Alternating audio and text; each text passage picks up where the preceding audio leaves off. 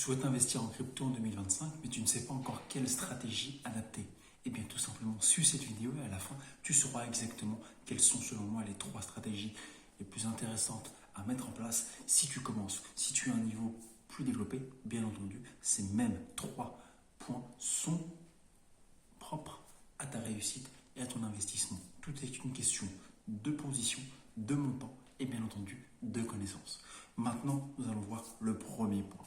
Oui, comme vous le savez, le DCA, le dollar cost average, reste un point d'investissement et une stratégie d'investissement intéressante pour toute personne qui souhaite définir sur une période de temps définie et de manière bien entendu régulière et permanente un montant qui va être alloué de manière automatique ou manuelle, peu importe, sur votre actif préféré qui est donc la crypto-monnaie.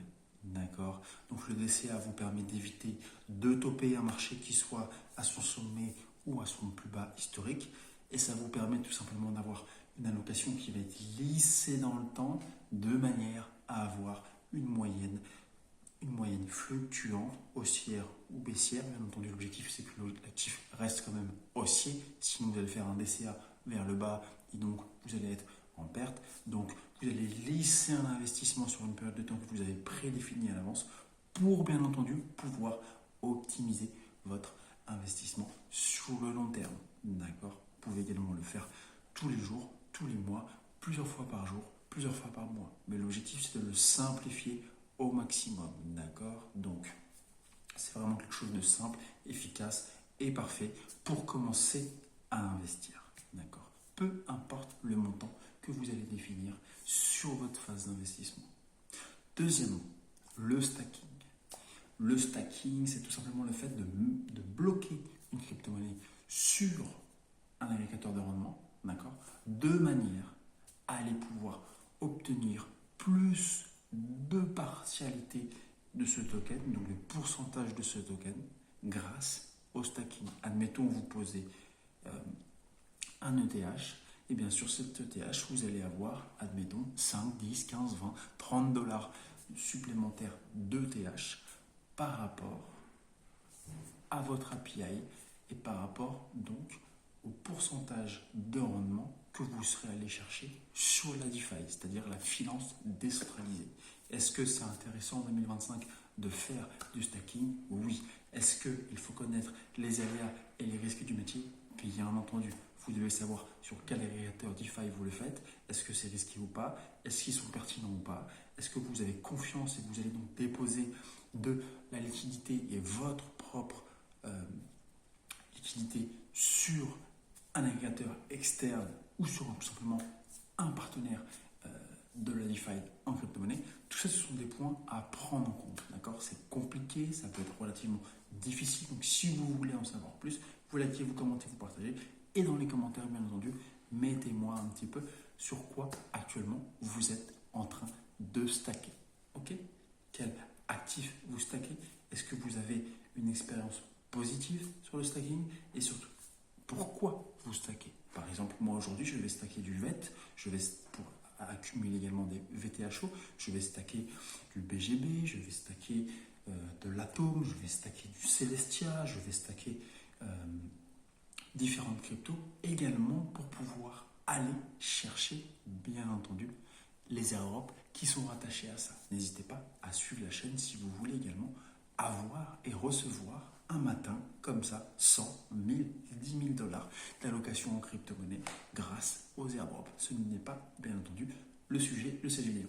Donc, le stacking, très intéressant. Tu bloques tes cryptos sur une blockchain et tu reçois un rendement prédéfini par rapport à ton API ou ton API. D'accord? Et bien entendu, c'est une stratégie moyen long terme. Parce que sur du court terme, eh bien, tu vas aller chercher moins de rendement et moins également de crypto-monnaie, donc de pourcentage de crypto-monnaie. Tout dépend. Par exemple, j'ai gagné 2 Cosmos. J'ai gagné 2 Cosmos de rendement sur mon stacking. Tu vois. Donc, si c'est aussi quelque chose qui t'intéresse, eh bien, rejoins DNA Crypto et tu verras en direct un petit peu qu'est-ce que je fais avec le stacking. Dernier point que nous allons voir dans cette vidéo, le trading de tendance. Donc le trading de tendance, c'est pas forcément rattaché que pour les traders, d'accord? Tu peux trader sur du spot et tu peux trader sur le futur. Là, sur cette vidéo, on va rester sur du trading spot, d'accord? Donc le fait de trader une tendance en spot, ça veut dire que tu vois que tu as un actif qui est hypé et qui est donc relativement haussier, tu vas le prendre dans son sens de direction de marché. Si tu vois à l'inverse qu'il est baissier et que ça te plaît, tu vas potentiellement également le vendre, d'accord? Ça te permet de tout simplement aller à l'essentiel. Est-ce que ça monte? Est-ce que ça baisse? Et par rapport à ça, qu'est-ce que tu fais? Si tu as une position, ça monte, tu peux potentiellement mettre en place un DCA. Si ça baisse, tu peux potentiellement récupérer tes gains, d'accord? L'objectif, c'est vraiment de simplifier sa méthodologie d'investissement et d'aller à l'essentiel pour optimiser son temps, d'accord?